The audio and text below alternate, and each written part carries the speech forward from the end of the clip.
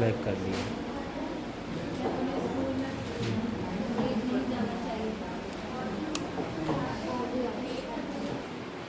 So good evening everyone. Good evening. So once again you all are welcome by me in this one and only RKS Academy learning channel with my students today. One more time I am standing here to explain you something about the topic and something about the chapter number 1 of the physical chemistry of the grade 11, that is all about the mole concepts, and in the NCERT that is given by the name of the some basic concepts of the chemistry. Basically from here we will begin with the real chemistry of the grade 11. So today's first topic that we have to study, that is all about the precision and the accuracy. First thing that I would like to explain to all of you, that is all about the accuracy. What is the meaning of the accuracy? In our normal day-to-day life we use the word accuracy, but in the chemistry we have to understand it very normally and very perfectly. Basically, let's take an example.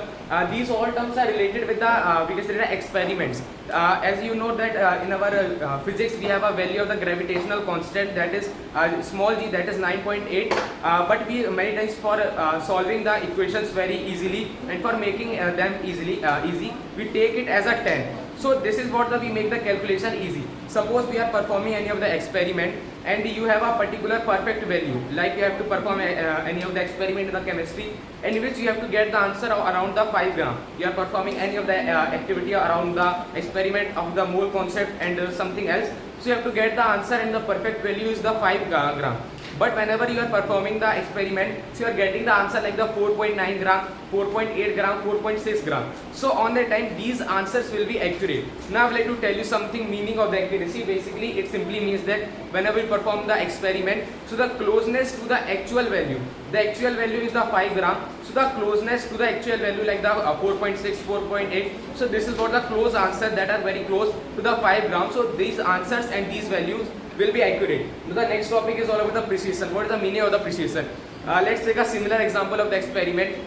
Like you have to carry the answer 5 gram, but your answer is coming, and in the by your experiment you are getting the values like the 3.2, 3.4 and the 3.6. So it is an obvious thing, and we all know that the answer is not perfect, and even the answer is also not accurate, because answer must be in the line of the 4.6, 4.8. On the 10 that will be considered as accurate, but although the answer will be precise. Now what is the meaning of the precision? Whenever we perform any of the experiment, so we perform it in the multiple times, like the 2 times, 3 times. So on that time we get the many of the values, like you are performing, you are getting the value 3.1, 3.2. So these are the very precise value, because the closeness to the each and every value to the answer to your experiment is known as the precision. Now let's move on to the very small topic that is all about the atom. What is the meaning of the atom? Basically it's the structure of the atom.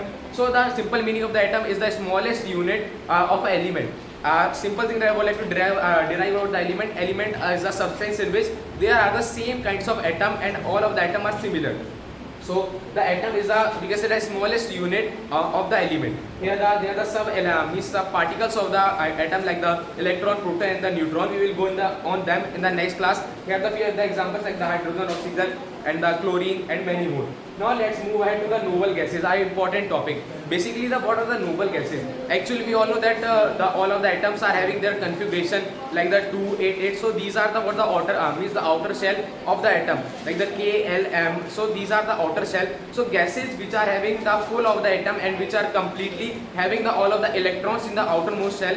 So those are known as the noble gases. For example, nitrogen. So this is the noble gas that does not react with anything. For example, like whenever we get any of the packet material, like if you whenever we buy any of the thing from the market, so on the time we get a air filled in a particular packet. Like if you talk about any of the material like the biscuit and anything, so there on the time in the packet the air is filled, that is the air like the nitrogen. Now why the nitrogen is flushed? Because the nitrogen is an unreactive gas that does not react because it is completely stable. So all of the stable gases are considered as the noble gases. Let's move ahead to the very small topic, that is the symbolical representation of the atom. That how do we represent the atom? So it is like the X and the A and Z. We use the three of the symbols like the X. X stands for the symbol of the element. Like the X can be the oxygen for the O. O stands for the oxygen.